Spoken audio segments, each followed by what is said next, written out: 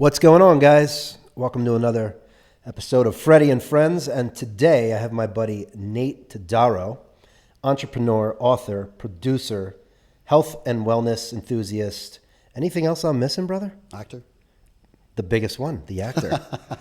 Maybe. Welcome, brother. How you doing? Thank you, man. It's good to be here. Yeah, it's good to have you, man. Glad to support your podcast venture here. Oh, It's, pleasure. So inspiring. Yeah, thank you. Thank you. I figured you'd be the perfect person because you got so much shit going on. Yeah. And, I know a little bit about you, but I want to learn more. All right. So I want you to just take me there. But first, how was your little trip to Mexico? You know, you have this ozone product that you're pushing. Yeah. And I know you showed me. And is it off the ground? Can we get it? Like what? Tell me about where you are with that. You can, yeah. It's ozone oil is what it is. Ozone-infused organic olive oil. Yes. And the two products I have currently, because these are my foundational products, and we're going to expand with many holistic products. Right now we have the two products, which is the ozone oil in frankincense, and then one with lavender. Okay. For the extra healing properties Sure. of those compounds. Sure.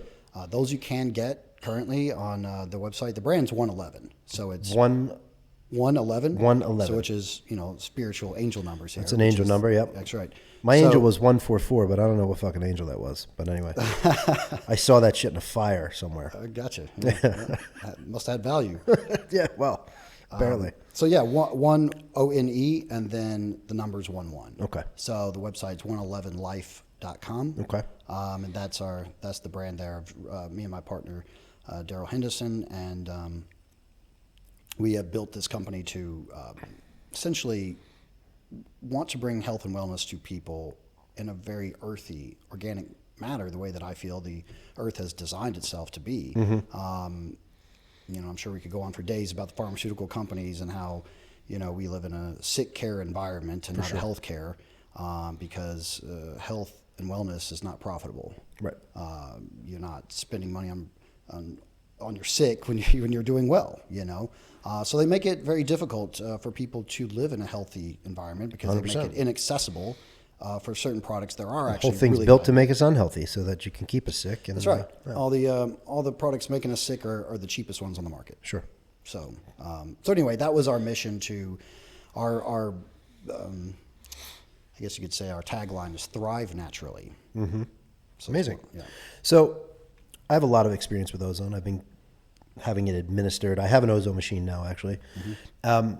In my experience over the years, though, and working with you as well sometimes, direct gas to vein is, for me, the whole thing, right? These other ones, the EBOO, and when they take the blood out and mix it with ozone and put it back in, for me, it doesn't do shit. You can attest to the fact that within 45 minutes after a treatment, when I get it right in the vein, I light the fuck up. You sure did. I sure do. You bounced up and started jumping around. Different dude, right? Different dude. That's right. Different dude. Yeah. Different dude. Clears something out. And what I learned is I actually don't like to, anytime we did it, we were doing it later in the evening, which is actually not good for me because I can't fucking go to sleep. It's not, yeah. I'm lit. It's not ideal. I'm lit. Mm-hmm. But that clears out my brain big time. It kills something. It does something. But for most people maybe familiar with ozone treatments, why olive oil for you in this product? Why such an emphasis on infusing it with the oil and then however you use it? Yeah, well, we're just starting with the olive oil. Okay. We are going to move into other products like jojoba oil, which is really good for the face, coconut oil, and probably a castor oil that's a little bit heavier. So it's going to, olive oil is a good kind of general base oil that is easy on the skin. Yeah. It's, it's easy to use. It's easy to use. Right, exactly. Yeah. It's an all general, I'd call it a general purpose. Yeah. Ozone oil. Yeah. Got it. Cuts, scrapes, rashes. That's what it's good for, basically. That kind of abrasions and stuff like that, putting on something that needs quick healing. And even reversing damage. Right? Okay. I have a friend that he's bald and he had some sunspots on his head. Mm-hmm. And he put some on his head for a few days and they actually pretty much went away. That's cool. It's just interesting with ozone in general to me when people ask me questions. Like, I look at ozone, it's like angel's breath. Yeah. And it has a spirit to it. There's an intelligence to it. As Because crazy as that might sound. it goes to certain and people. finds the problem. It does. It finds the problem. Yeah. It figures things out. Sometimes you might, let's just say, for example, a sunspot, right? It's like, okay, well, maybe not all sunspots are the same. Yeah. There's different components. There's different chemistry to certain people's bodies. So one person might put it on and it goes away, and then somebody else will be like, well, it didn't really do much to mine. And it's like, well, I mean, I don't know. It's much more complicated. That's the for thing, us though. to really truly understand. Yeah. What it's going to do exactly sometimes. So And I think that goes with anything, right? I mean, Absolutely. the one size fits all is not really, doesn't really work. Right.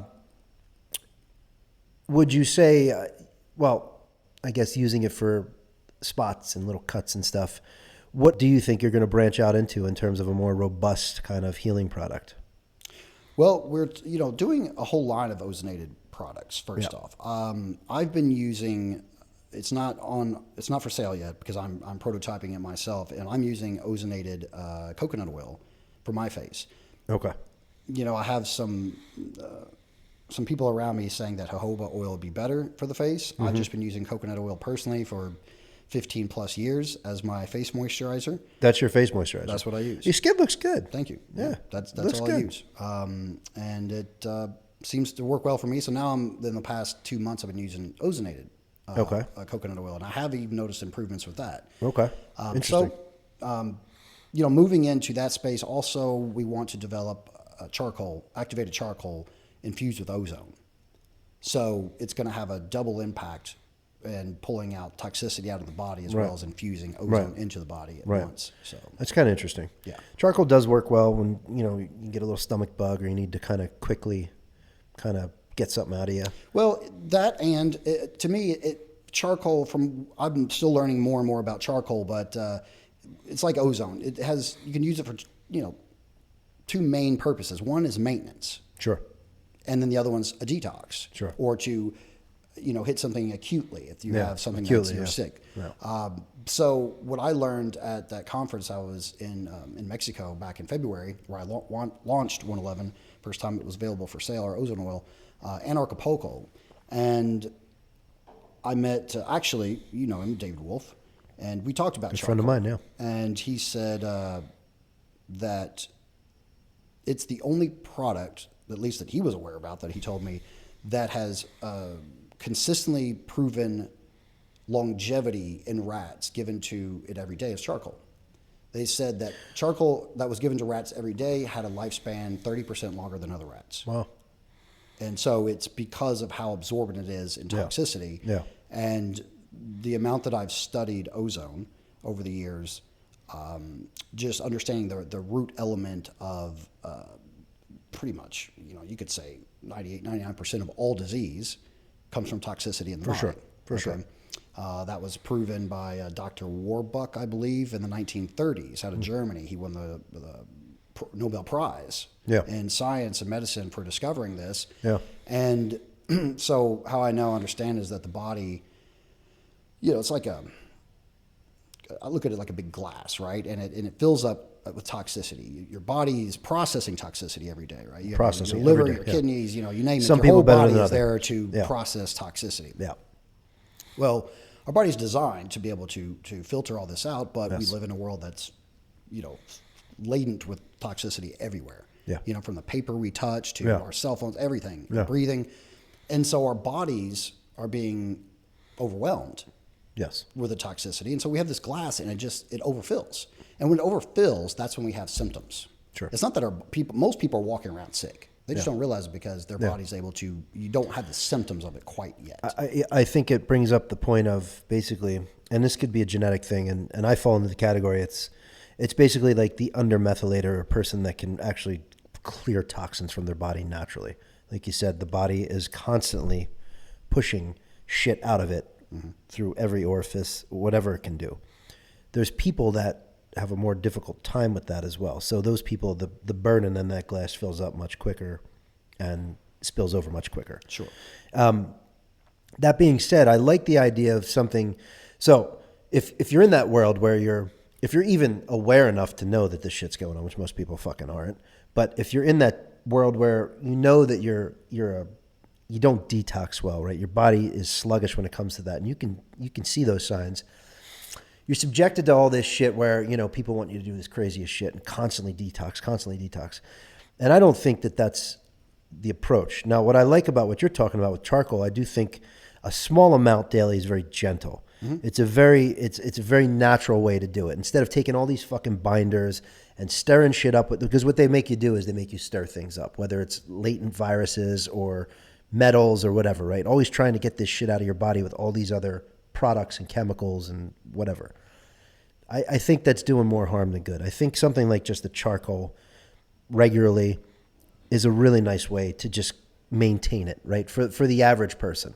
Not too crazy, not too aggressive. It sounds like it's a great way to do it.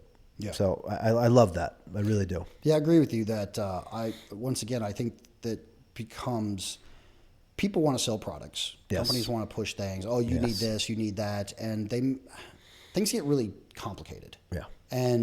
But all the while, people are dishing out, you know, thousands of dollars a year sometimes on supplements, trying to get their bodies basically detoxed and healthy. Oh, yeah. And I'll tell you that, I mean, obviously I don't know everything, and I've been on my own. You don't know everything? I've been on my own, almost do, next year, I think. Come on. I'll have everything. Give yourself more credit. I might have learned everything by next year. Yeah.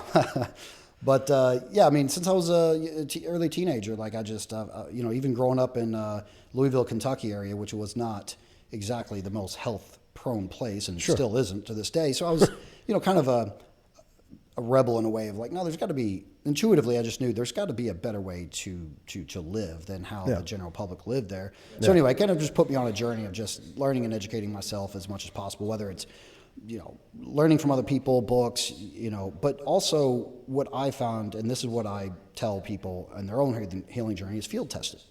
Not everybody's the same. The chemical components are different. 100%. And, you know, I don't believe any one diet or any one thing works for everybody. But there is a couple of things until, you know, I changed my mind, that I feel are fundamental and that I feel very strongly about, that I think that, well, not just I think, but I've read studies on this, that 75% of the public's walking around dehydrated. Easily. That can be the number one cause of people's dysfunctions anyway, because your toxicity is stuck in your body. It cannot process out unless you're flushing it out. And people would be a lot healthier just by drinking water, not only because water is just generally just such an important part, the most important part, but to also have the other part where it's flushing all the bad stuff out of your body it's trying to. So it's just backing up even more. And not only that, let me add, and good clean water. Yeah. That's because people drinking tap water, you're putting just as many chemicals in as you're trying to flush out. Well, the water business is another fucked up business. Of course. I mean, it's a gnarly business. Mm-hmm. I mean, when you say clean water, I don't even know what that is anymore. I mean, it's reverse osmosis. I mean, charcoal filtered reverse osmosis UV light.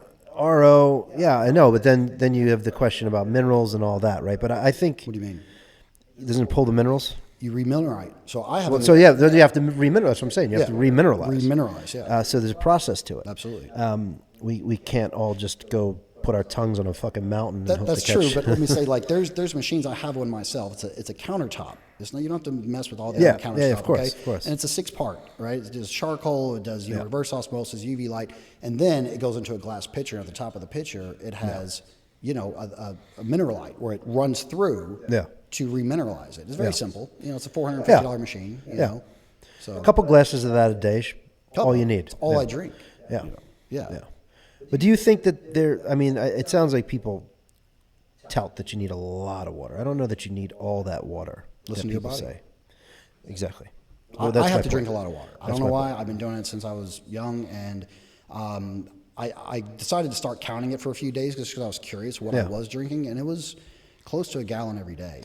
Okay. Yeah, I mean that's on the upper levels. Yeah. But then again, you run the risk, and not everybody, that you're pushing out too much. Now you're losing minerals and you're losing shit. You know, your body's just expelling everything. So I'm just thirsty. I don't know. But that's fine. In fact, it was a concern because I had talked to a few doctors, of course, whatever. They actually were doing. They did diabetic tests on me because they're like, that's signs of pre-diabetic. Sure. It's constant thirst. Yeah, and no, I'm perfectly healthy. I'm perfectly fine. It's just Just something an about me. individual. Just your thing. Yeah. I love water. I don't know what to say. I mean, I do drink it. I mean, I drink. I have distilled stuff I do at home for kind of most of my. You would say, not my drinking water essentially, just everything else, boiling water, all that shit. Maybe teas and stuff, and then the other water I'll drink, I'll find really quality sparklings, natural sparklings and stuff like that for a little bit of minerals. But again, I'm kind of not 100% either way with how important water is or isn't. I know it's very important in terms of what you just said, but I think it's another product that's been bastardized and just thrown down our throats in order to sell a product. Well, for the purposes of, But with all these different types and that's fucking pHs and all this, and 99% of it's in plastic anyway. Exactly. So, I mean, there's just so much scamminess I around hear it. that. Don't blame water, though. No, I agree, and it's funny you should say that because I just got back from a joint in Germany that I go to every year, where we go for the water, but it's the kind of place where it's high mineralized water, super high magnesium levels, and you go in the pools and stuff. But in the back, there's a part in the street in the back of the hotel I stay. There's a spout where you fill up and drink the water, and I load that shit up because that water is crazy. That water puts you out, man. That does something. I mean, the minerals in that are it's amazing. It's so amazing. It's so wild when you have really good water versus trash water. Yeah. And I know there's a lot of people out there that's like, I hate drinking water. And it's like, well, if you drink really good water for a period of time and then try to drink what it is you're drinking, you realize it's just trash water. Yeah, it's just garbage. Yeah. And again, that's to my point. There's just so much confusion on what water to drink. What's good, what's not. BPO free shit, glass, RA, RO, fucking Kangen, distilled. It goes on and on. Sure. A lot of information out there. Yeah, and I guess what I'm saying, generally speaking, that even it's so important just waking up and just drinking 16, 20 ounces of water. Yeah. Put some lemon in it if you want or whatever. Yeah. But it hydrates it kicks all your organs back on. Yeah. It's been dehydrated overnight because you have gone so long without any liquids. Yeah. And so when people are a little bit more groggy in the morning and they think, I need caffeine, I need some sort of physical stimulant, but it's like, no, your body needs water for hydration. Worst thing people do is start the day off with the caffeine prior to anything else. Yeah. Definitely should get up, drink a little bit of water, right? You should, if you're going to do caffeine, I always say you should at least eat. I think people will be amazed if if they're not somebody that drinks water, if they just just challenge yourself for 1 week, get up, have a glass of water by the bed and just chug it first thing in the morning and watch what happens to your energy. Yeah. Some simple shit is actually really effective. Yeah. Let's talk about some of the other shit you got going on. Tell me about what's up with the acting career or what's going on with that. Well, I kind of put together my film career as one kind of in general because I produce films and I'm an actor. Right now, acting-wise, it's been pretty slow in the entire industry. Yeah, that's what I hear. Yeah, it's just ever since COVID, things just have not, we had COVID and that slowed everything down. And then the strike. We had the writer's strike, the actor's strike, and even so that really impacted the industry. And there's a lot of rumors on the street about the studios and why they're doing what they're doing. And I can't really speak about that because I don't know. I hear rumors. Yeah. But I do know that there's not near as much work. As far as acting goes, I think that's why you see a lot more A-list stars on TV shows. For sure. They just want to work. You're seeing them in more commercials. Yeah. And as those people at that level are taking the jobs that would normally go to actors that don't have a big of a name, your B-list actors, your C-list actors, and D-list actors like myself. Yeah. We would normally be able to get roles like that. Yeah. And so now it's like, kind of everything shifted down. Yeah. So then, the B-list are now getting C-list roles and so on. And that's what I'm seeing more of that going on. What's amazing though is there's more fucking shit out than ever though, because of the amount of, like Netflix puts out a show every day almost. I mean, these streaming services, it's nonstop. There has to be something going on. There is something going on. But I think to what you're saying, it's kind of the big guys have had to move down and cloud some of that space. And that's just one angle, right? Yeah. But they're also just not making as many shows.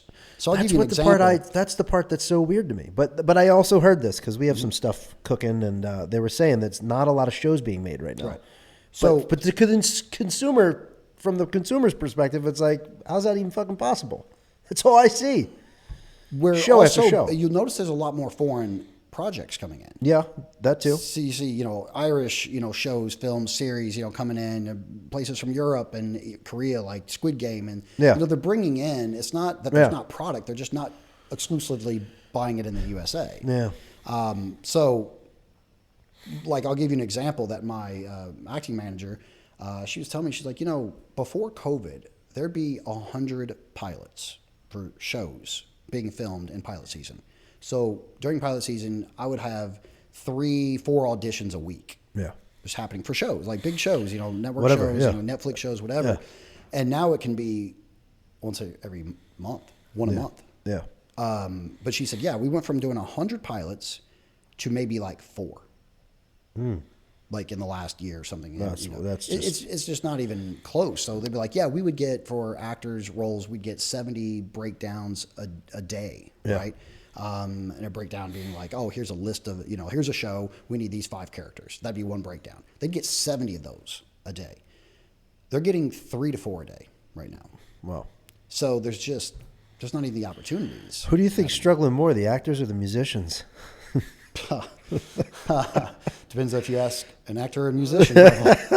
Probably the actor-musician. He's struggling the most. Of course, dude, he does have twice as much opportunity. So he does have twice as much opportunities, but that dude's fucking dead somewhere. He's hard. That's funny. Well, that sucks though. I mean, because I have heard that. And like I said, well, you've been over my house. I don't have TVs, so, but I do kind of know what's going on, and I know that there's you open up any streaming service and just a ton of shows, but I think that's right. I mean, I think it's slowed down tremendously, and people are starting to feel a crunch. Mm-hmm. That's all people talk about, is how it's drying up, and then the studios are leaving, and this and that, and frustrating time. Yeah, I don't think I try to be somebody that's fair to see both sides. Where's the positive coming out of this? Whereas one thing for me is just like, okay, everything obviously we know is always in transition. Everything's changing all the time, and it can feel like it changes for the worst if we're hanging on to the past. Yeah. Because it doesn't necessarily mean it's bad. It's changing, and I think to adapt with it is where it's at, and so that's where I've gone more into producing as an actor. And I remember seeing De Niro on some interview the last couple of years, and they asked him, it's a different time now for actors than it was when you came up. What would you do? And he said, if I was coming up now, he goes, I wouldn't be who I am, that's for sure. He goes, I would have to be making my own work to work. Yeah. And, I know a lot of actors, that's not something they want to hear. Yeah. Because it's another element, because it's hard enough to be an actor. Yeah, no, of and course, then now you've got to become a filmmaker, which I enjoy filmmaking, so it works out okay. But yeah, just me and some friends produced a horror film that just got released in March, Popeye the Slayer Man. Popeye the Slayer Man. That's right. Wow, so interesting. I was producer. I got a small role Nice. in it, and we actually had a limited theatrical run. Okay. Here in 22 cities in the U.S. That's cool. And it went so far. We're still selling it in other countries, but yeah, I know it went to theaters in Turkey, United Arab and let's see, Japan. And I think Nice. Taiwan so far. That's cool. Yeah, so it's pretty cool. Popeye the Slayer Man. Yeah, it's exactly what you think. He's a psycho.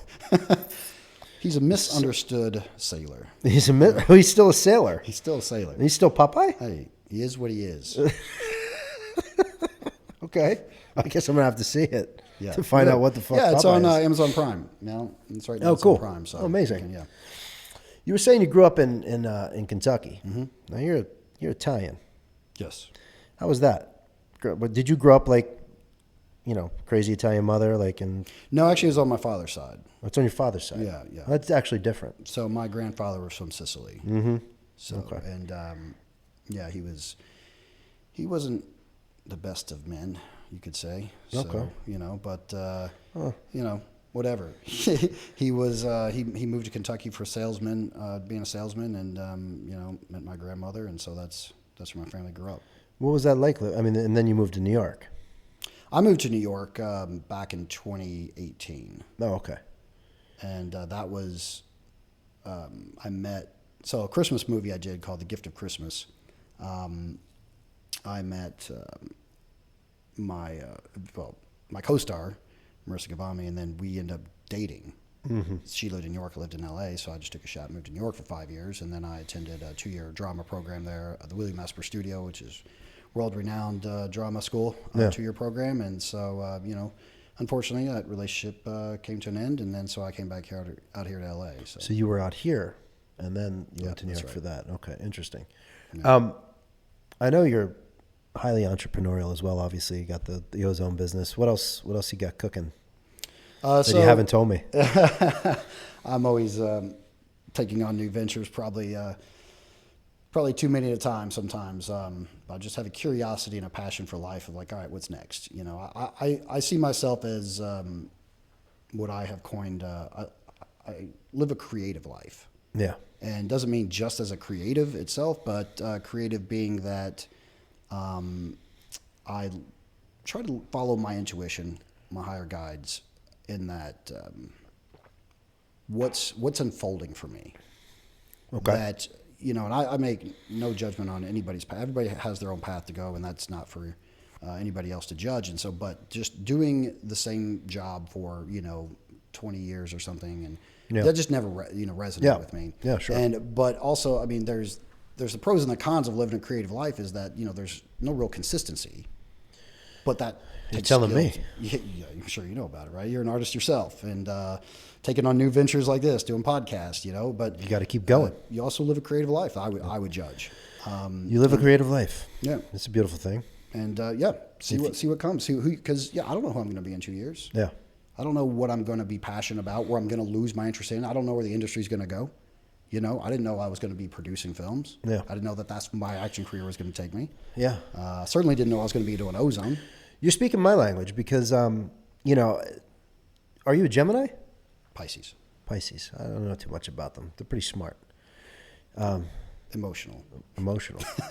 Don't break down don't break down now, Nate. Cannot make any promises. But no, I feel like we have a strong similarity there, because I find myself, and hence why I do this, because this show for me is, people know me as a musician, drummer, but there's so much more, That's not it's not that that's not enough for me, but there's so much more shit that I love to do, and that I am passionate about, and that I'm open to. Mm-hmm. If something new comes in, I'm open to that too. Right. And I think that's the way you have to live, because number one, options these days, there's so many options, but you don't want to pigeonhole yourself.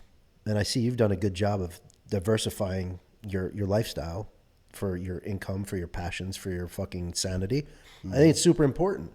I don't think a lot of people think that way. And I think that's, I don't know if that's an educational thing or just a small-minded thing or where that comes from, but it could be a spiritual thing, man. Well, maybe they're just not open to something coming in. I also just think, I've got this theory I created to help myself understand why people are so radically different, and why don't some people understand this, or they seem like a smart person, but they're not smart about this. You know what I mean? And I just thought, I'm like, it's like one of those small towns where it has like 1st through 12th grade in one building, and it's like. Yeah. Here you are, you got a 12th grader around a 3rd grader, and the 12th grader is like, well, this kid doesn't know anything, right? Yeah. I look at the earth as that at school, where we're just around a bunch of people at different grades, different levels. Yeah. And we're just supposed to just live here in the same building sort of thing, and it can be very confusing at times. And that's kind of, so I grew up like that, and I'm kind of like an outlier in my home, because we grew up in small Italian commune, essentially, in Philadelphia. Nobody leaves, and some people do, and not to say that everyone's this way, but it's a very, it's not expected for you to kind of really branch off, and it's kind of like you're saying, just this one room school.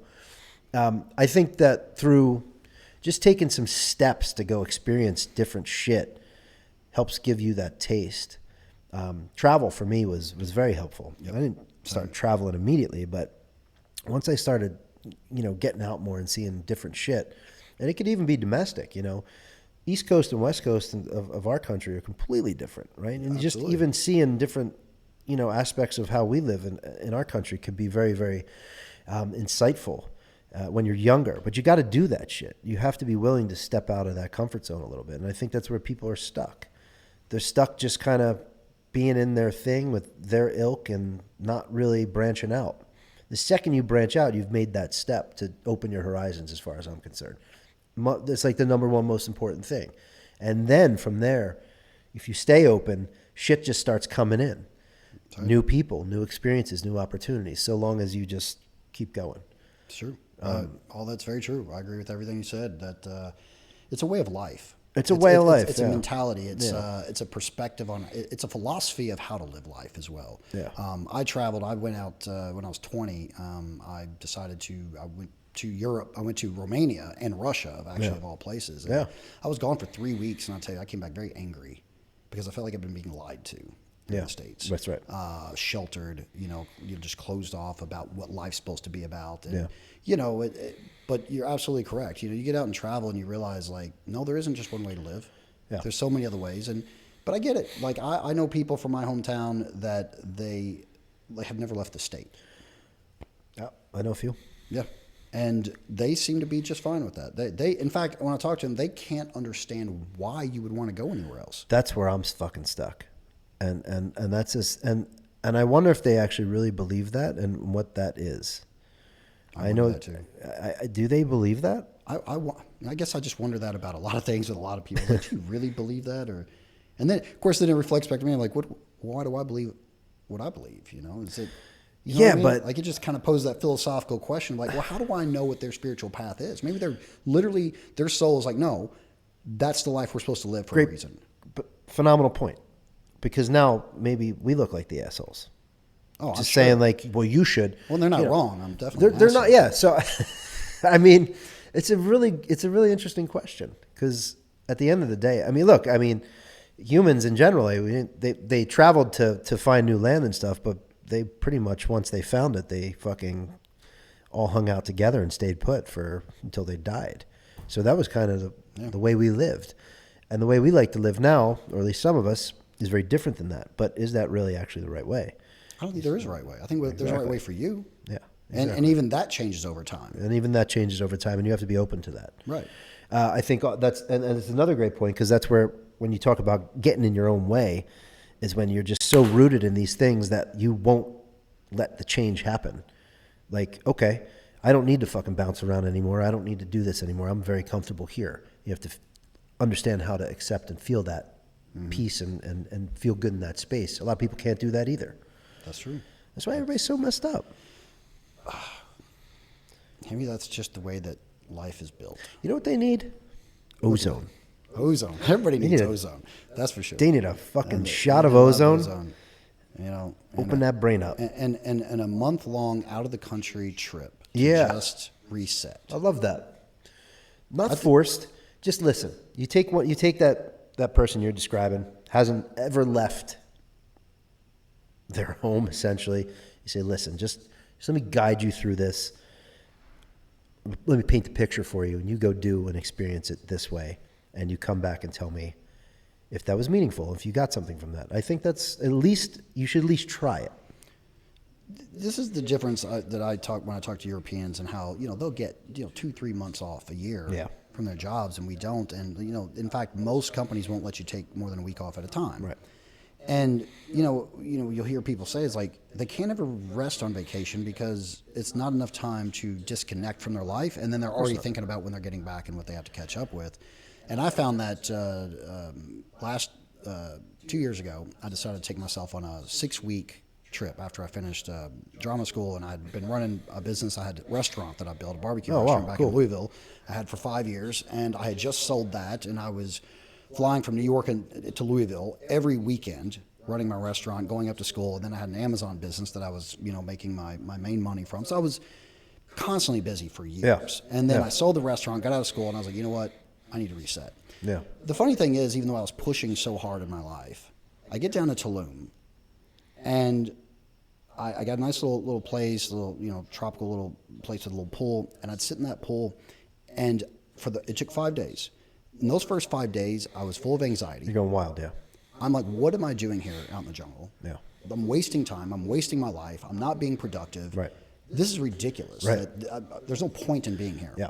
And then after the 5th day, it broke. Yep. And then I was like, what? Oh, oh, this is who I am. Yeah. I'm not somebody that just is adding productivity to society. Yeah, no, we're in a sick place. We're really mentally fucking destroyed with the amount of pressure and everything that's on us, and a lot of it's self-inflicted. The fact that people, the fact that you had trouble sitting in a pool and you were worried about not being productive is a problem. And I have that problem, and most people I know have that problem. My wife and I always said, like, it would take us 4 days on a vacation, which we don't, we traveled for a living for many years. We weren't never really taking vacations, but when we had that opportunity to, let's just say, go to a beach for an extended period of time, 4 days before that feeling left us. So you were at 5 days, but you always said, like, so when we would plan things, we travel completely differently now. I mean, we don't really, everything we do is open-ended. So we go and stay places as long as we need to feel the way we need to feel, the way we want to feel when we leave. But I think it's insane. And also, people aren't even comfortable spending that much time by themselves, alone, or if you say you need a month, right, and just chill. They can't even fathom that. Right. But I think that's super important, because you're gaining, God only knows what you'll gain from insightfulness, but you're also learning how to just sit quietly and stop, for a long period of time. And it's very hard to do. It is. It's very hard to do, but it could be very rewarding. It sure can. So since then I decided that every year I'm going to take at least a 3-week trip. Yeah. Because of how important it is for my mental and emotional health. Yeah. And last year I went to Thailand. Yeah. Nice. I went for 3 weeks. Nice. And it was much easier to transition that. Of course, then I was in the process of ending a relationship and moving from New York to LA. It was a perfect way to kind of bridge that gap. Sure. And just go and just rent a motorbike and took myself to lunch every day and read a book. Love it. I was like, just a reset. And what I find, actually, which some people may find interesting, that I'm more productive having taken that break, coming back from it, because I'm rested. I have ideas. When I did go to Mexico for whatever, 5 weeks or so, once my brain rested, my creativity started coming in. My body wasn't in activation mode. That's right. And I had this idea that I was going to move into real estate and start doing a property. So I came back from my trip, and a month and a half later, I had closed on a property and had an Airbnb that next month after that. Yeah. And I had no idea I was going to be doing that. But all because you were able to. Mind, it came through. Nate, you're a single guy right now. Mm-hmm.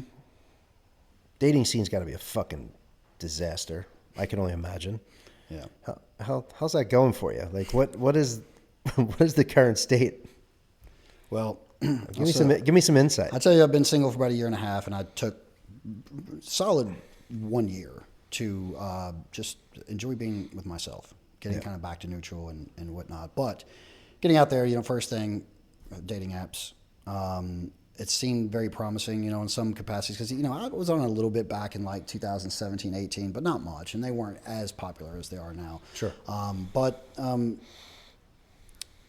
there's this illusion that there's a lot of great options. Just, but you only get much information, a few pictures, like, okay, and she might write some things, which I'll tell you that women notoriously don't write much on their profiles. Mm-hmm. And maybe, and I've heard some say, men don't care about that. I'm like, that's just not true.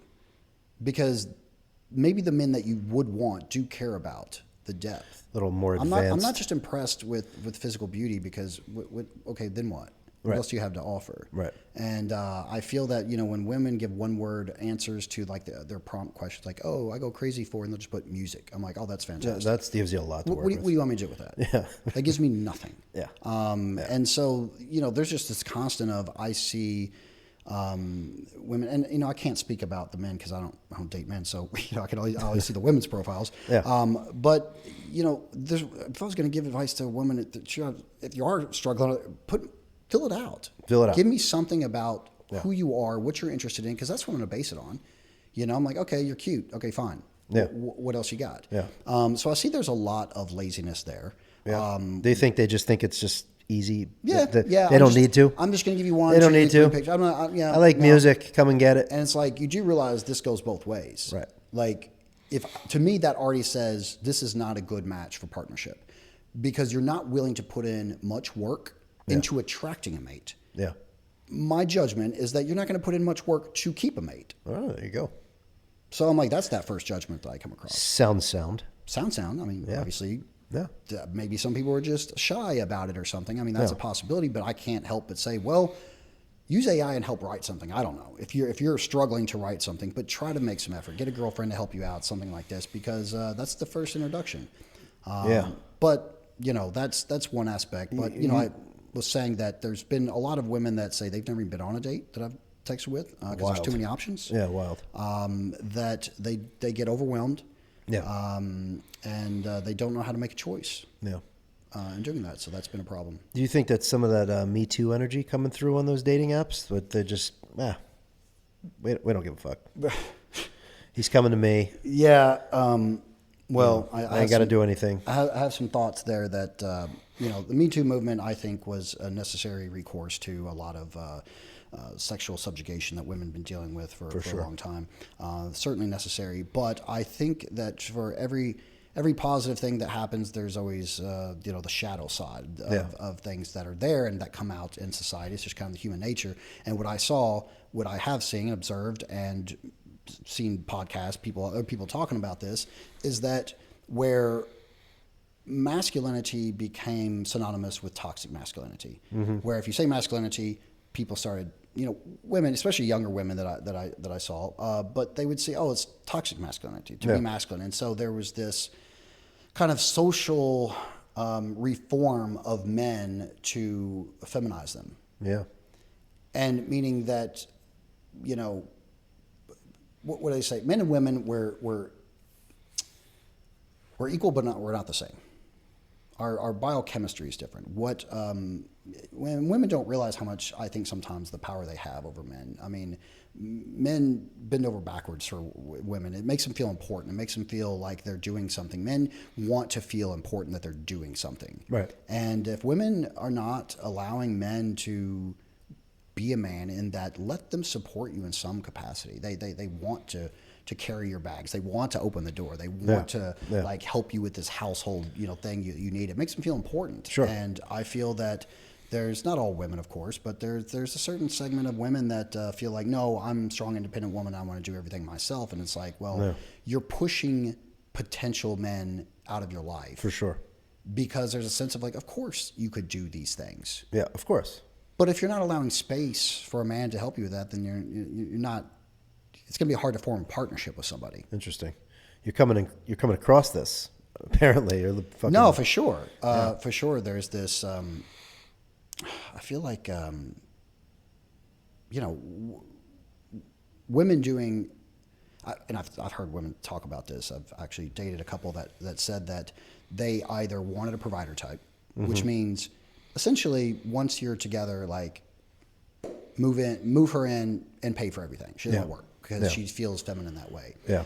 I disagreed with her, and I said, you can go to work if you have a stressful office job that's kind of more a masculine job or whatever one might say. You can turn that off when you come home.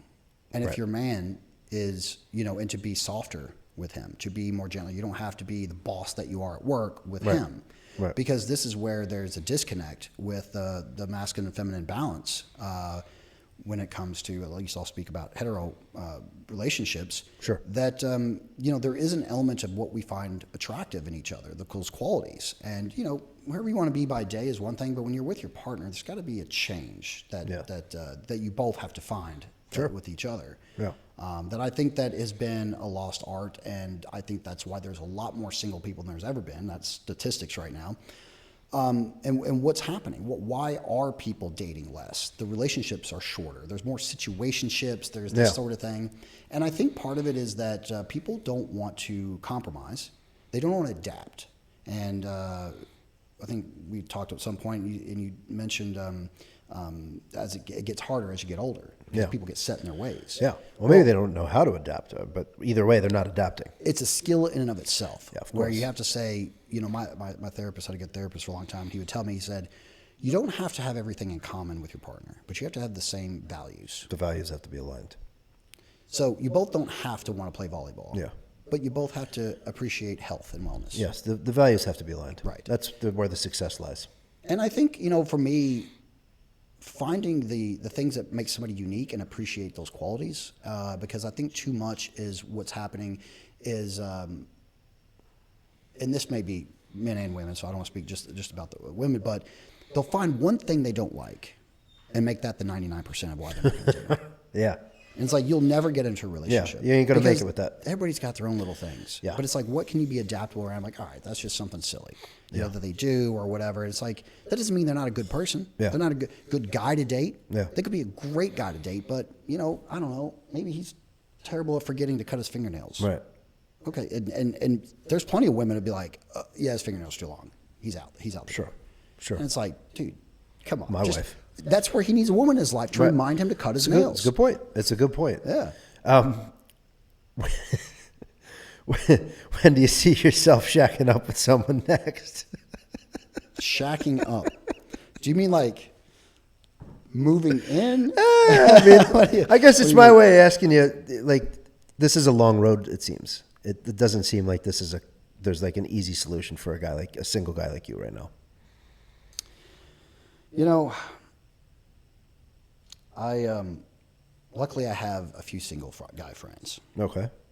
Funny thing is, one's right now currently has a girl for the last few weeks that could be potentially might end up being something. My other buddy thought he had somebody. He started going on a date, and I was like, oh shit, these are my two buddies. They're my single bachelor guys. Yeah. You know, and I've been enjoying this in my mid 40s. I'm like, this has been great. And I live with one of them. Yeah. Right. We live close to the beach. I'm like, this is a great life. Yeah. I mean, this is an amazing situation. I got my other buddy living down the street. We're hanging out. We're like, we're like entourage here, right? Living life in LA. And then there was a threat that both of them were going to get like girlfriends real quick.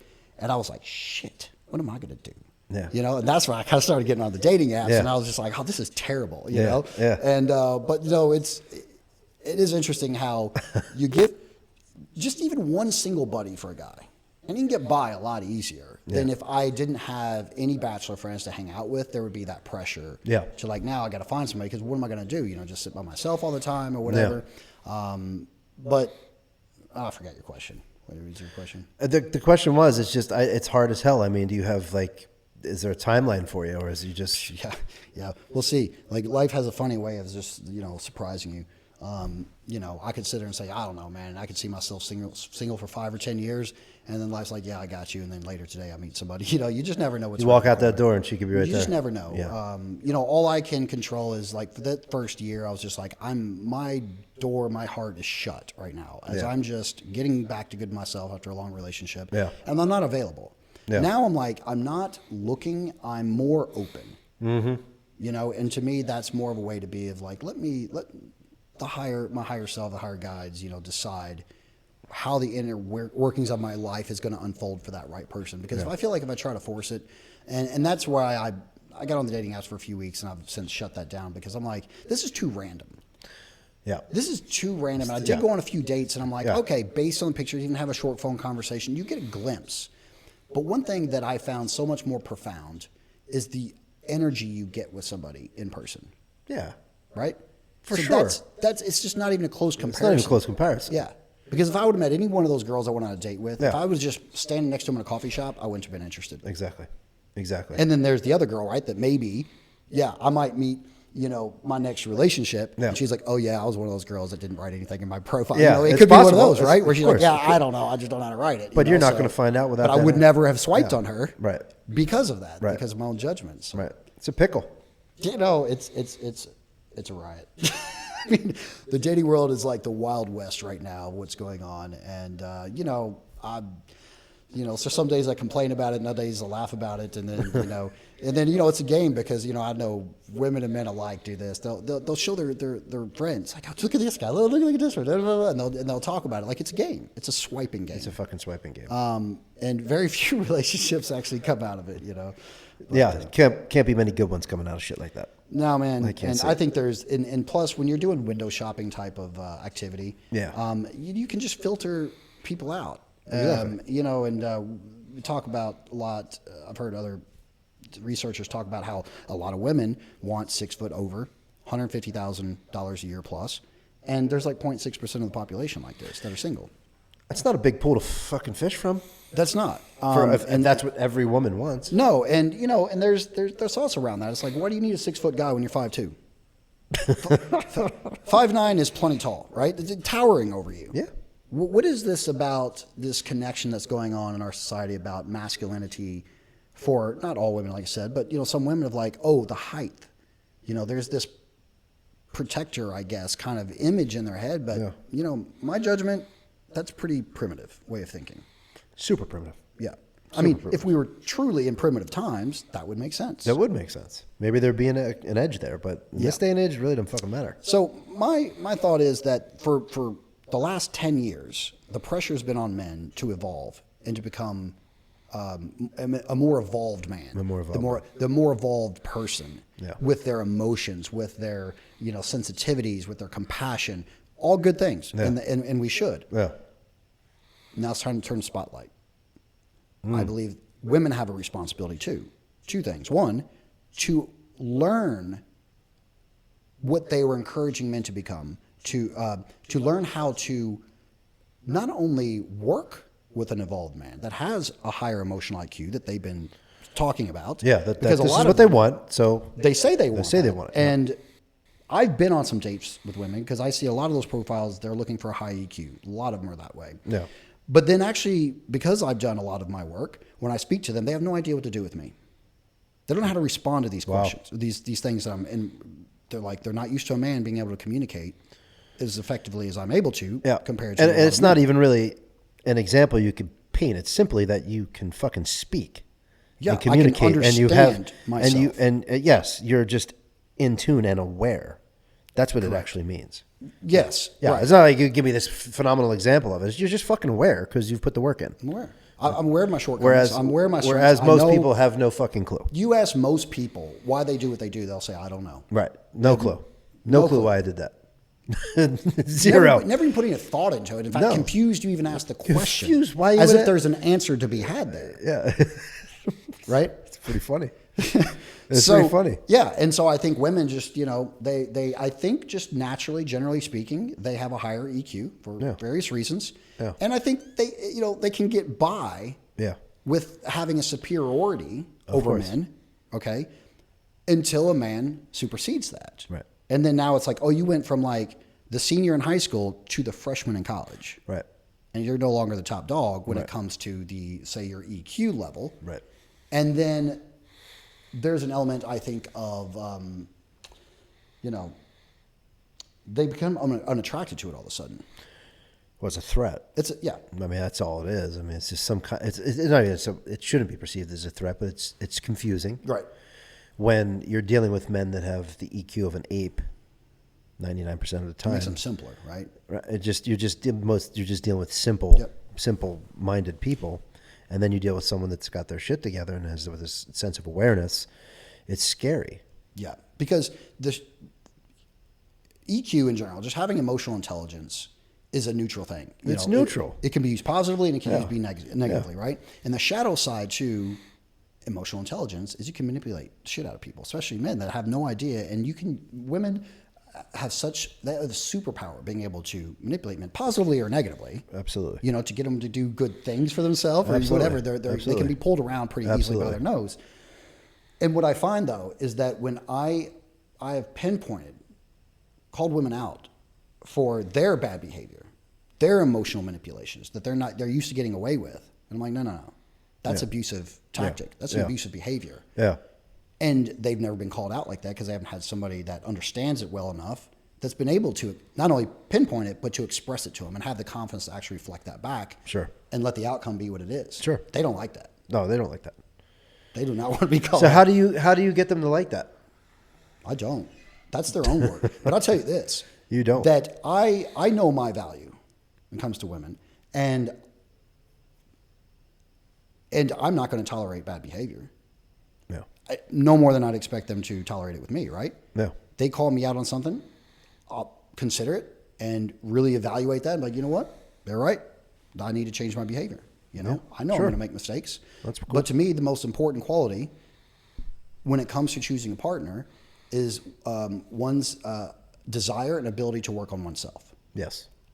Because you're going to grow and change and learn. And if you're not willing to do that. That's a big one, man. That's a big one. I don't think that's on many people's fucking lists either. That's a huge deal what you just said. Yeah. I think, so. that should be on people's checklists. Because, that's just it. You will not know this person. It's going to take years to really see the full cycles of what somebody goes through. That's right. And there could be something hidden that you don't see for a you year don't and see a half. for many And if years. they don't have that quality, then you're going to run into a dead end there. That's right. And it's likely to end the relationship. That's right. But if they have that quality, it's like, you know what? I didn't realize that shadow was in there or whatever. I'm going to work on it. I'm going to work on it. That's right. And then the other person also might have to work on themselves with their patience. Sure. They might be like, well, that's something that I can't tolerate. And it's like, well, if they're going to work on it, then you got to work on it. You're going to have to work on your patience of allowing them to have time with that if you want a workable relationship. That's why relationships are so difficult. You want the rewards, you got to deal with the a lot of sacrifices work. with it. It's a lot of work. Yeah. It lives outside of the individuals. It's its own thing. Has to be tended to, groomed, watered, whatever the fuck you want to say. Well, and I think that's why we've entered into a world of a lot more short-term relationships. Of course. And not that I think that every relationship the goal should be 50 years together. Yeah. Because in fact, I think there's the flip side that people stay together too long. Yeah. And they don't realize that the relationship has run its course. And I also think people, when you throw kids in the mix, and I don't have them, but when you throw them into the mix, it perpetuates a bad relationship, if it's a bad relationship, because now you're staying together for the kids. Right. And then, whenever you decide, and then it's just, you see those cycles all the time. Mm-hmm. It's a lot of work, but it was a great promo. I mean, for your, to get yourself a mate. I mean, you just put it all out there, dude. Yeah, man. It's one of those where there's this game of putting your best foot forward, and this interview stage. It's like you want to put yourself in a good light, and it's like, well, sure, but I mean, wouldn't it be better to just be the best version of yourself as often as possible? Yeah. Why don't you just be the best version constantly? Well, that's what you should be striving for. I guess the thought is because people, I'm a stretch here. I think people in general are scared of their own authenticity. Oh, for sure. And if they are not even accepting of themselves, they're going to judge other people as much as they judge themselves. Yeah. So for me, it's like to get the most authentic partner, that means I have to be the most authentic I can at any given moment. And if they're going to not like me in my authentic self, great, they save me a lot of time. Because I don't want to be this, mask of myself for 3 months until I get them hooked emotionally and then start showing them, or vice versa. I don't want that either. I don't think anyone can truly. So I think this could bring us back full circle to health, because again, you value your health. You're in the health space. Sure. You understand what it takes to have a healthy body and then essentially a healthy mind. Right. I don't know the percentage, but it's high, 90s or above. Most people are fucking sick, right? Their brains aren't working properly, let alone, and then you're asking them to have this emotional maturity, and you're asking them to relate and do all these things that they can't do because they're fucking clogged up. Right. So I think that's the other facet that nobody talks about. And we don't have to get into that, but you're really up against it, because you have to, I could tell you right off the bat, a guy like you has to align with a woman that is there's no question she has to be obsessed with her health. Yeah. Obsessed. That's valuable. It's highly valuable, because then you at least know that she's working on something, right? And then she can come to the table with a clear mind and then potentially give you that checklist thing you're looking for, which is the self-development thing. Yeah. If you're dealing with people that are just fucking aloof and gone and out of awareness, you're never going to get there. It's interesting too that there's people that think they're not realizing there's, let's say generally saying there's four parts to ourselves, right? The physical, mental, emotional, and spiritual. Spiritual, yeah. Right? And if we're not working congruently on all four in our own development, you got a weak point somewhere. Correct. It's unhealthy. Correct. And I get it. Life's busy. People are shut off. Yeah, it's crazy, but these things, they just have to be there. They have to be tended to. If you're going to enjoy your life at all, I think that that's the only way to real health. It's our fault that life is as busy as it is. We created this shit. Yeah. Right? When we should have been focusing on those four things. And I think it can be done simultaneously, but it's incredibly difficult, and it involves really clearing out a lot of erroneous shit in your life. A lot of that is thumbing through those fucking apps and doing all that stupid shit. You have to cut back on a lot of consumption wasted time to fit in the time for the real shit. And I think that's the people that get it are doing that. And the people that can't do that, they really fucking suffer. Yeah. But they don't know that they're suffering. They're not aware of that. Status quo. It's the status quo. So, yeah. I mean, that's the thing that people want. We live in a society of immediate gratification. Yes, 100%. And people don't want to put in the work, meaning, look, man, you're not going to get a six-pack tomorrow. You're not getting a six-pack tomorrow. It might be beer, but it ain't going to be in your stomach. And you're certainly not getting to this EQ level anytime soon. That's exactly right. This is lifelong. Lifelong. Journey, Lifelong. right? You can get over the hump. But it pays off, right? Sure. I mean, it's like you start a job and it's like, well, it's going to take you 10 years to make, higher money. Right. But you're not willing to wait, so you just keep skipping around to entry-level positions and you never get there. And that's how I see the same thing is like, they just have to be commitments to saying, hey, I'm gonna work on this a little bit. When the opportunity presents itself, I need to figure this out. Maybe it's time to get a therapist. Maybe it's time to go to a retreat of some sort. Maybe, I mean, who knows? There's a lot of kinds of stuff. And there's no shortage of information out there. There is not. There's right? no So you excuse for can't blame anymore. that because you got that noise. That noise is hitting you every day. There's fucking every retreat, therapy, fucking anything. When it's people all say there. there's no manual to life, I call bullshit. No, that's bullshit. There's There's too many manuals to too life. many- yeah, exactly. There's too many manuals. Right. But I think people are, as you get older,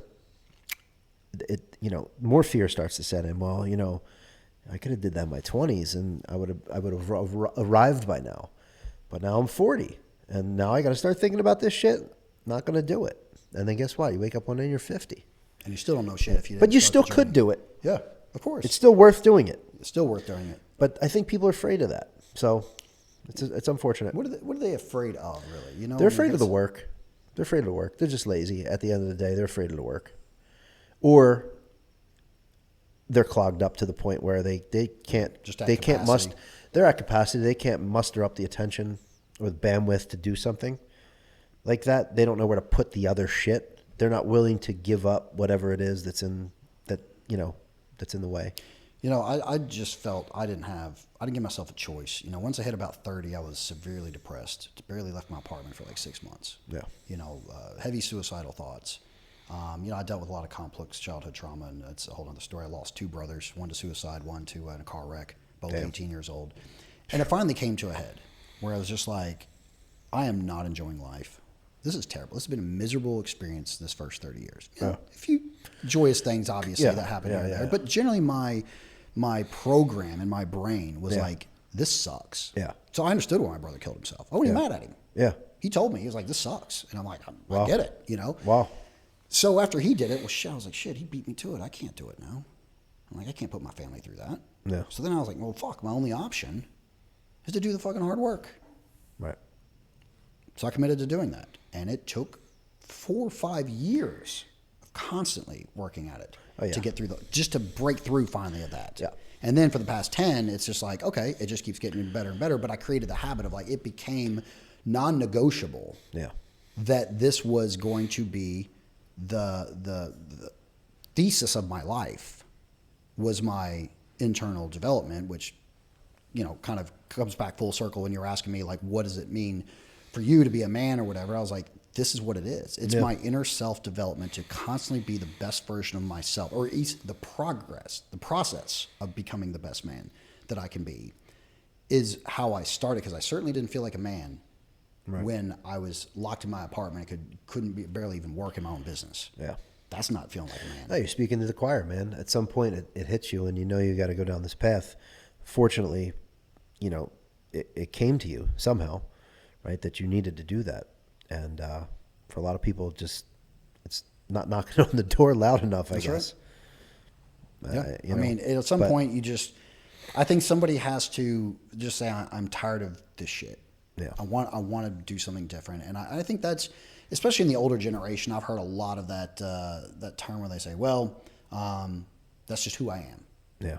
My stepfather used to say to the kid, and I just thought, that's such horseshit. That's horseshit, What do you mean that you're just who you are? Like, these are just character traits that you can change. You just didn't want to do the work. It always comes down to not doing the work. A lot can be changed. Yeah. A lot can be changed. It's the uncomfort, right? Most people, we all avoid the uncomfort. It's the uncomfort. It's the waiting.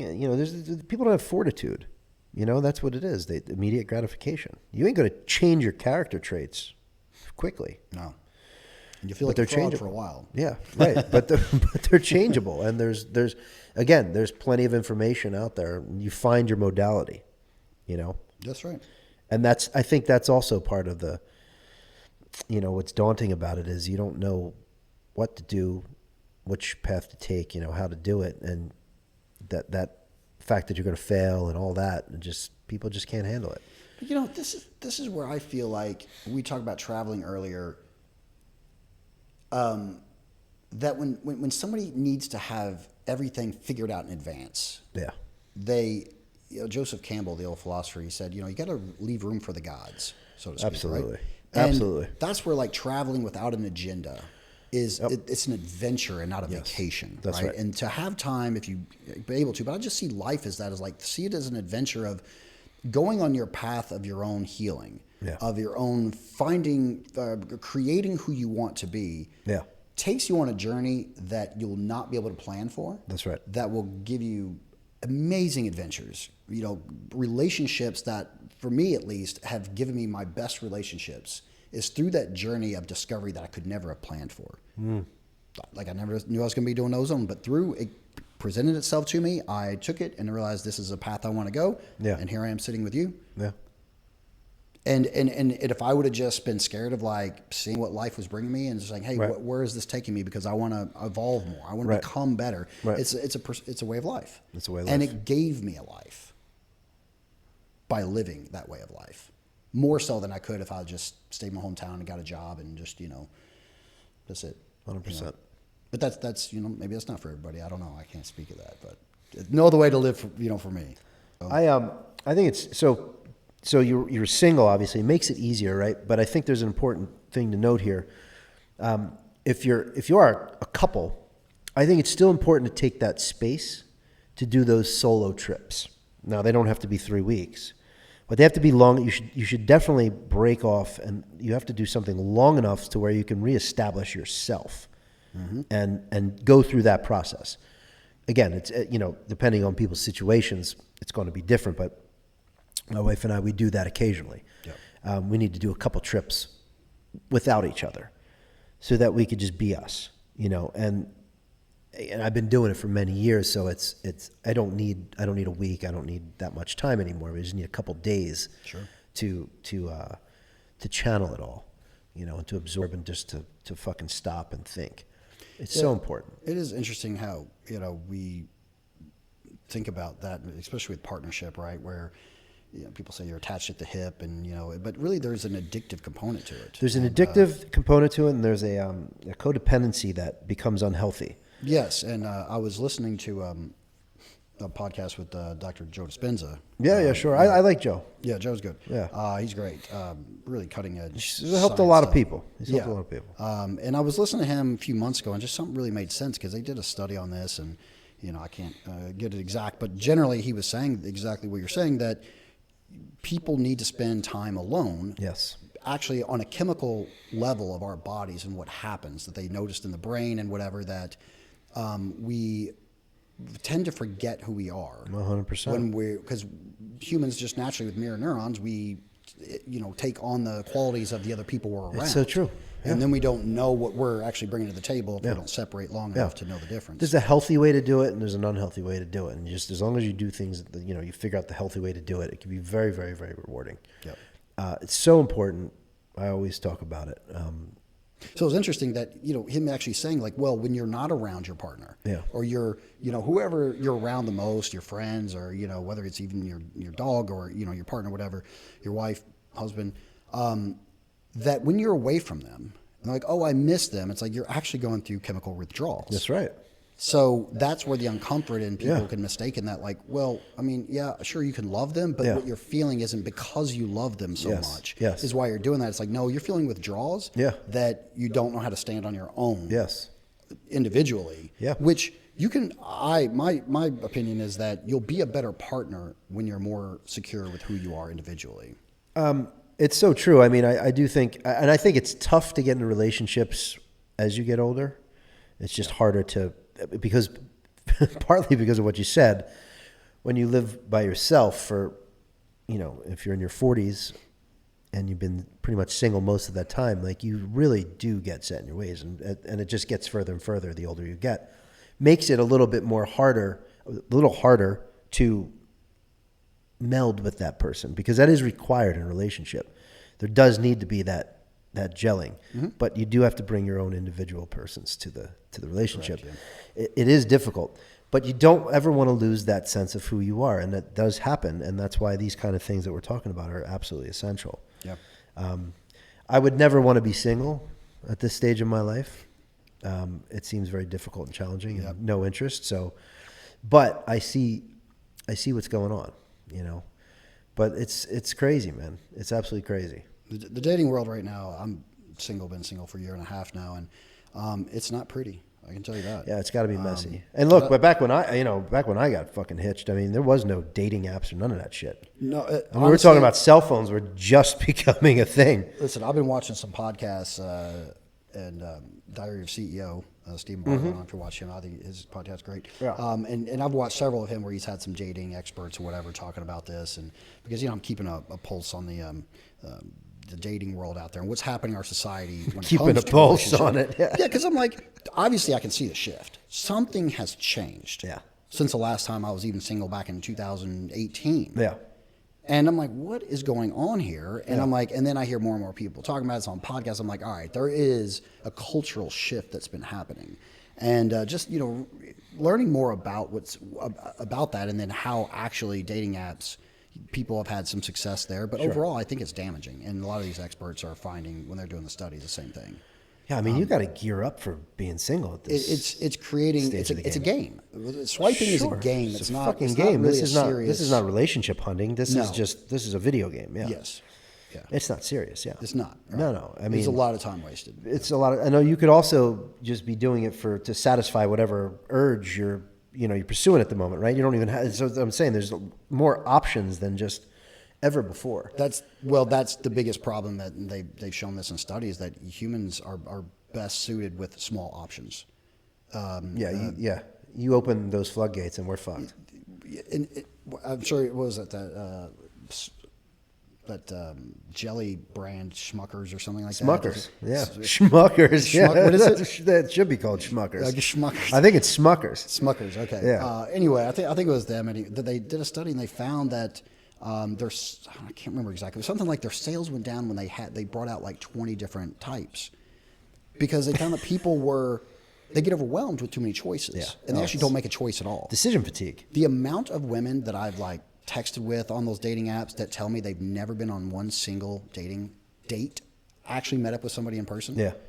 Because I don't know who to go out with. Yeah. There's just too many. There's too many options. So how do you choose? So they don't choose at all. It's noise. It's noise like everything else. Too many health experts. Too many this. Too many that. Too many everybody. I'm done with these dating apps. It's a waste of time. I think getting out in the world, finding new hobbies, going to meetups, that's where it's at. That's where you're going to meet somebody, right? Or friends, right? You know somebody, right. I'll take you to this event. Let's just keep this shit old school. That's it. Just like the way it's supposed to happen organically.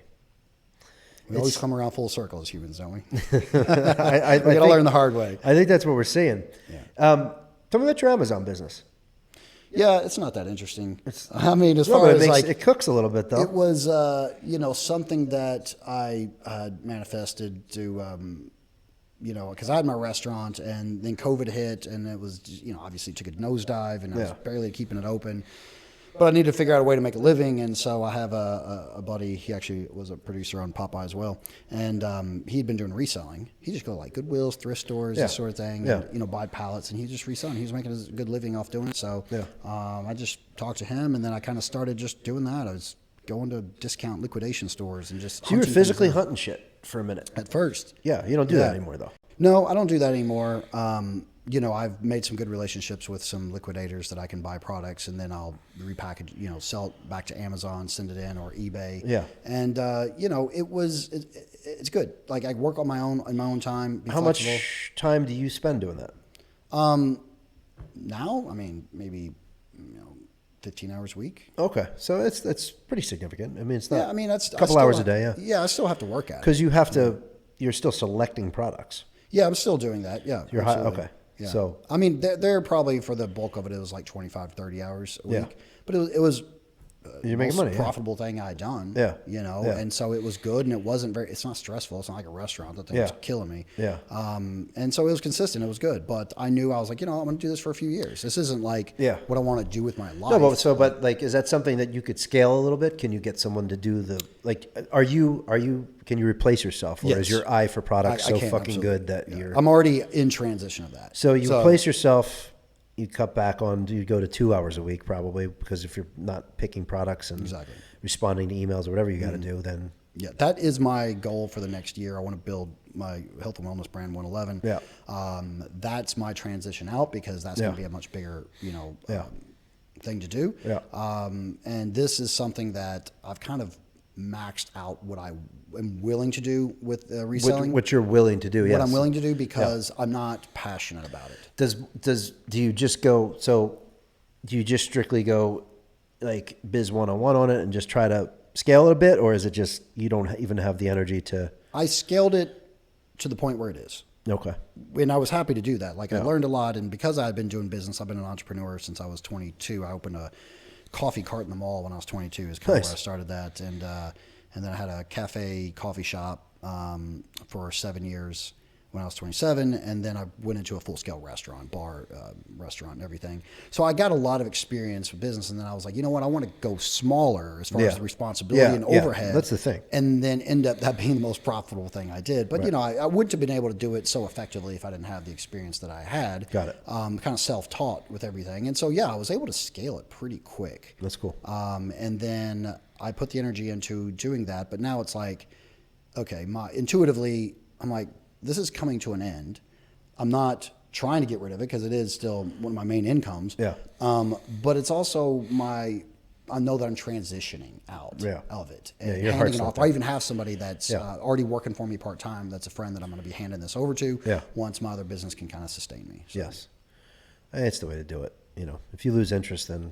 I mean. But I was saying, if it kind of runs itself and you can just still take a cut and other people can, well, it's funny because so I was thinking recently, I was talking to somebody, and it dawned on me that I dealt with kind of a lot of general products, apparel and clothes and shoes, electronics, pet supplies, all kinds of things across the board. Sure.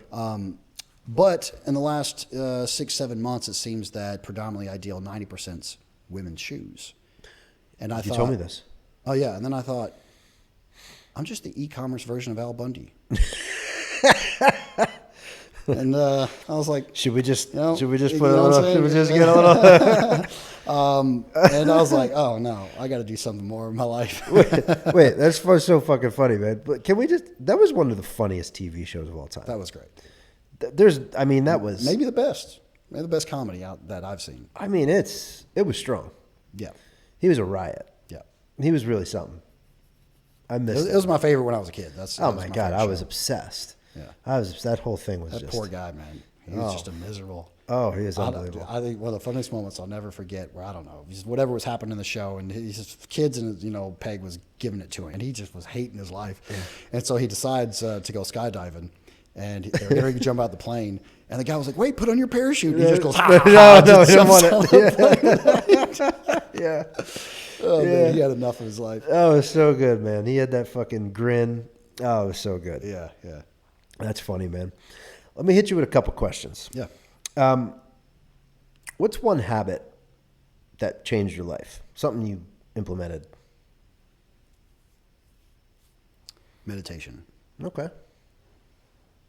Meditation, for sure. Like, when I started meditating consistently, there was a shift that up to this point in my life, I'll say is, in my opinion, the single most important thing a person can do. Wow.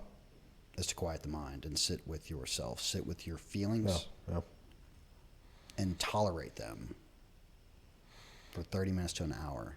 I recommend especially an hour. So you're pretty good at it if you're going that long. If you want to be able to rate if somebody's good or meditation. Well, I mean, I know that if you can sit with your thoughts for 30 minutes to an hour, it's a skill. You've been practicing. Yeah, it's a skill. But that's just it. Is that would I like to say I'm somebody that has been able to do it every single day without missing a day for 20 years? Yeah, but that's not the case. That's not true. Okay. And that's what I see that a lot of people will say, "Oh, I can't meditate.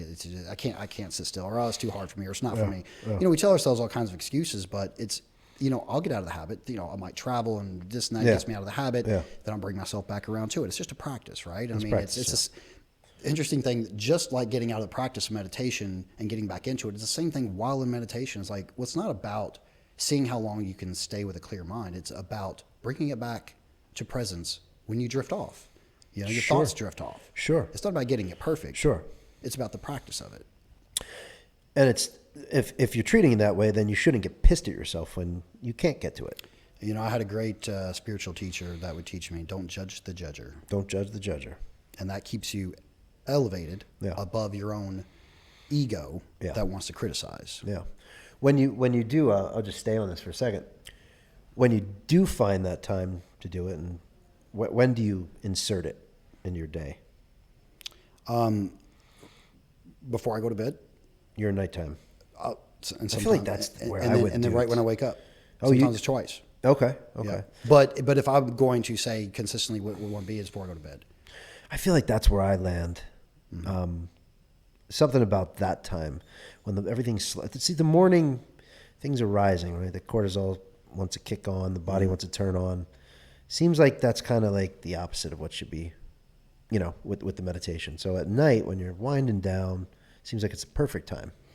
For that specific reason, yeah, I hear what you're saying, and if I'm going to pick a time, it's night for me. Love that. Yeah. Some people, I know Seinfeld used to do that. He'd say that every when they were on set for Seinfeld, when they'd have lunch break is when he would meditate, and that's what he found worked for him. Yeah.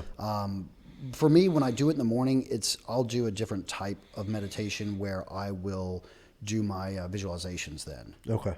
So that kind of sets my visualizations for the day. I'll walk myself through the day. Yeah. In a way sometimes of just like already kind of having the path. How was that walk today? What was that walk looking like? You walked yourself through this day. I did not do that this morning. I wanted this one to be, I just wanted the Wild West here. I couldn't plan for this. No, it's fine. I'm kidding. You would say you need a teacher though, right? I mean, to really... No? Okay. No. But, I will say that if it makes it easier for people, like guided meditations is a way to start. Yeah. People, I wanted to just get into a guided. I actually recorded a couple of my own guided meditations that I use for myself because it was really interesting to hear my own voice and talk to myself in that way. And yeah. It's something that I've been, thinking about. It's been kind of knocking at the door, so to speak, last few months about creating guided meditations and putting them on YouTube. Might be something I might venture into. That's cool. Yeah. I did some goofy shit like that where I recorded myself with some limbic system training thing I was doing at the time years ago. I mean, I'm all about it. I could definitely do a better job, but that's... it's the chatter in our brain typically is even our own, right? It could be coming from a lot of different places. They say the inner critic is just merely your parent's voice in your head. It could be, yeah. And if we can't separate what is our thought with somebody else's, I mean, to me, you got to get to neutral. Yeah. And then be able to make a choice from there, because otherwise, you don't even know whose life you're really living. You don't. Exactly. It's pretty wild. This question kind of goes along with that a little bit. What's a non-negotiable in your daily routine? Clearly not meditation. Meditation's probably like 75% of the days, Yeah. But what's the one thing? Brushing my teeth, man. Oh, come on. I was on that glass of water in the morning. Yes, that would be true. But I mean, I know you better than you know yourself. Yeah. And I was going to say been that, an hour. water, but there's not going to be a morning I get up and not brush my teeth. Okay. There could be mornings I get up and I might not get a glass of water for 30 minutes. Yeah. That does happen. Oh, so you roll out of the bed and hit the toothbrush. Yeah, man. It's wow. Yeah, I can't deal with it. In fact, it's kind of I have to do that first because I can't drink a glass of water with a nasty mouth after because I feel like I'm just drinking all that crap bacteria that's been sitting there all night. Wow. So you would borderline OCD on that one. Wow. I mean, it sounds like it. Yeah, You're just rolling out of bed, grabbing a toothbrush. If there's one thing I'm OCD about, it'd be that. Yeah. I mean, I'm rolling out of bed. I'm like rubbing my eyes, and you know, there's a process. Toothbrush is not really in my purview for for a little while. But your wife would appreciate it. We don't even talk. She would just go the other way in the morning. You do your thing, I do my thing. Right. How about what's a book every guy should read? Well, the first one that just popped in my mind is The Way of the Superior Man. I've heard of that one. It was great. I haven't read it. Yeah. It really gave a great explanation. I think we deal with a lot of this. You know, we could go into a lot more depth. We had time with, the dating situation with what's shifting with masculine and feminine energy in relationships, and what traditionally what masculine qualities would be for like a man, and feminine qualities for women. But now we've come to more of an equality in the way that we live, right? Yeah. So now that's shifted what masculine and feminine qualities, what people will possess, which is all fine, right? We all have masculine and feminine qualities anyway. But this is a book that helps explain those energies. Sure. And it's not written for men only per se, because actually I've had several friends that are girls that read it and they were fascinated. They learned more about themselves, about how feminine energy, expresses itself in masculine energy. And I think that just generally men are very clueless when it comes to women in general, but their emotions and how to understand the complexities of emotions. Yeah. And this kind of breaks it down. It's written by a man that kind of did this study, and because he needed to learn this himself, and he breaks it down in a very comprehensive, almost bullet point manner where it's easy to digest and understand. Yeah. And I don't know, when I've recommended this book to a guy friends of mine, they were always very thankful. Like, wow, I never thought about like this, what it means, to deal with certain emotions, not only of their own, but maybe what comes from women and things like that. So that's really interesting. Yeah. What's even more interesting, like if you think about, and like our generation, men were raised by women, and it was all women in their lives. In the early, like you go to school, 90% of the teachers were women. Mm-hmm. I mean, I could count on, I think there was 2 male teachers from 1st to 12th grade. Yeah. They're usually there to coach. Right. The phys ed guy was. Yeah. Your dad's out working, right? And then your mom's kind of, maybe it's a stay-at-home mom situation, so you're kind of raised by your mom. Mm-hmm. And then your dad comes home, maybe you see him for a few hours a night. You go to school, women teachers, everywhere you go. It's just, it's really interesting. Back in the day, it was like you woke up, you worked in the field with your dad, or you hunted with the men. Mm-hmm. It's kind of, that's where the shift started. You're right. The shift started there. I've been, you've been groomed a lot about this. You've been groomed by women. Absolutely. Well, there was, there's this great weekend retreat they do for men all around the world called the Mankind Project. Mm-hmm. And I did that 12, 13 years ago. And it's very Native American type of ritualistic sort of, experience. Yeah. It's kind of based in that. Yeah. And I learned a lot through that process of what we have lost is a rite of passage for men. Yeah. So you've got boys raising boys. Right. And then women. Right. There's no men raising men. Right. Because there's been no this rite of passage of what it means to become, a man. Right. And, be able to feel that essence of what it means to be a protector and a provider. Yeah, it's just strange. Because I guess, probably less than 100 years ago it was way different. Yeah. Not that long ago. Not that long ago. Yeah. It's a very modern shift. Mm-hmm. But I think it's definitely playing itself out in what we see. Yeah, I mean, there used to be, right? I mean, back, like they said, that Native Americans, and not just them, obviously, all cultures around the world, that when a boy reached a certain age, 13, they'd go off on their vision quest. They'd send them out, in the wild, and they'd have to go find and figure themselves out in some capacities. Yeah. And here, 13 years old, I mean, a lot of parents won't even let their kids leave the house, and maybe for good reason. I don't know. I'm not going to judge that, but that's just what's happening. No, that's just where it is. Yeah. And so you've got, men that are 30 years old still living with their parents. Right. And people could argue, well, it's a social economical situation. It's this, it's that. And it's like, okay, well, maybe, or maybe, there's just not a way to that in our society that we're what it means to raise a boy into a man and what that means. That's right. And I think we're lost in that right now. I think, for sure, more than ever now. I mean, I think we probably were on the cusp of it with our age range, but well, and then that gives rise to people like, with the Tate guy, right? There was just like, we don't have the masculinity, so then it like opens up a door for like some toxic masculinity. Yeah. And I'm not going to say that everything he said was wrong. I think his approach was, misaligned, but I think that why somebody like that can come up and have a negative impact on certain men is that because there's nobody doing it in a healthy way that's as outspoken as he's been. And that's what we've been missing. Exactly. 100%. No, I'll leave it at that. Yeah, I think that's spot on. I guess the next question, what do you think it means to be a man today? True. What do I think what it means to be a man? What does it mean to be a good man, I should say? I think for me, at least, it's a lifelong journey and a commitment, and I'm evolving as I learn more from, my own life choices, my mistakes, things that I'm proud of myself or I'm shameful about, or what I missed opportunities. But everything gives me fertile ground for me to grow from. Mm-hmm. And,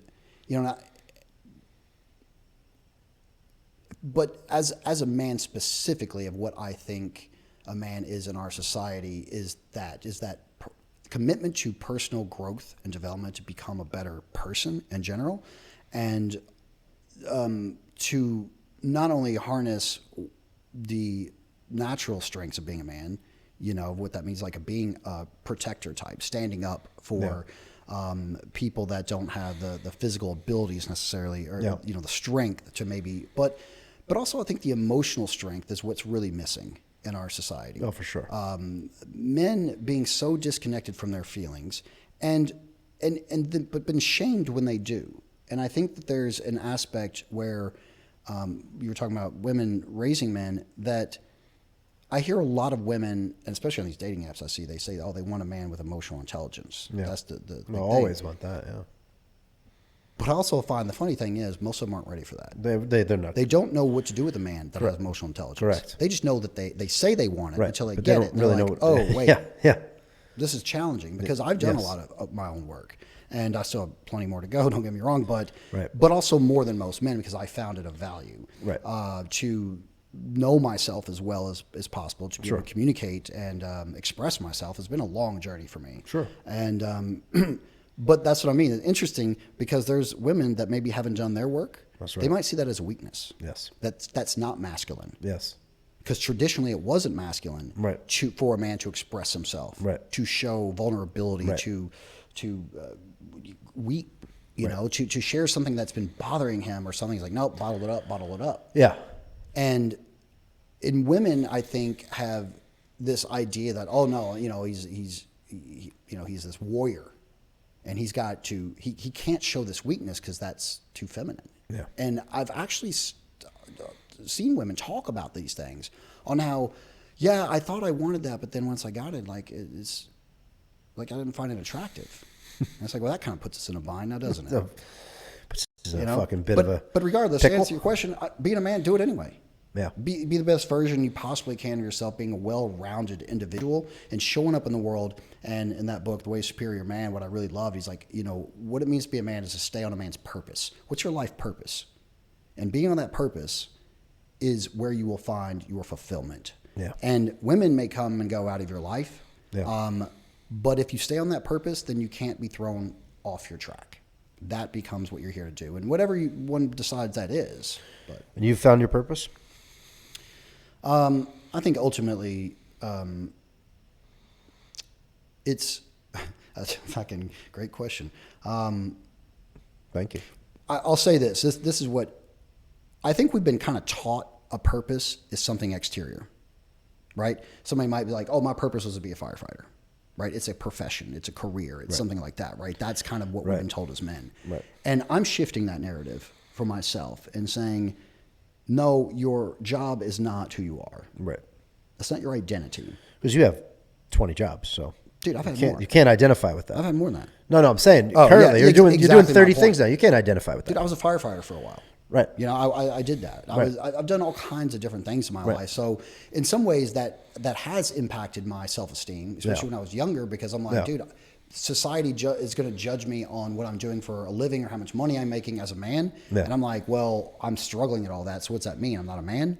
Like, I seriously had these thoughts in my 20s, you know, in early 30s.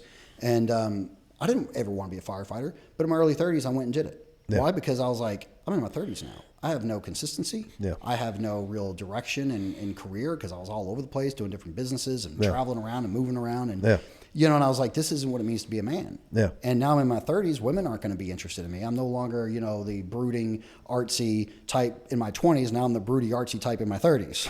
Right. Right. You know, big difference. That's not attractive. Right.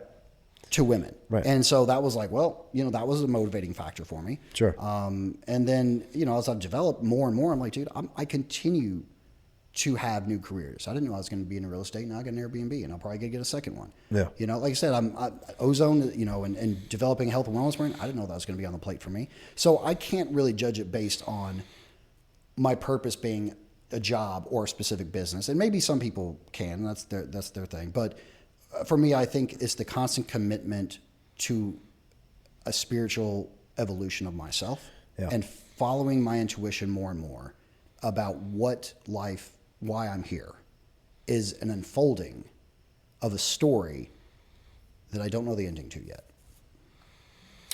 I think it was amazing. Thank you for sharing that. Yeah, thanks. If you want to tell the audience where they can find you or learn more about your products. Online, Instagram's the best way to find me. Nathan _Todaro. So that's NATHAN _Todaro, TODARO. My website for my health and wellness brand, it is live right now. We'll be doing some updates as we go along. But it's 111life.com. That's ONE11life.com. So. Nate Todaro, everybody. Oh, and Popeye the Slayer Man. Don't forget Amazon Prime. Go rent it. Nate Todaro, producer of Popeye the Slayer Man. That's we all got to check that one out. That's right. It's great to have you, brother. Thank you so much. Yeah. It's been a real treat. Great chat. All right, my man. Yeah.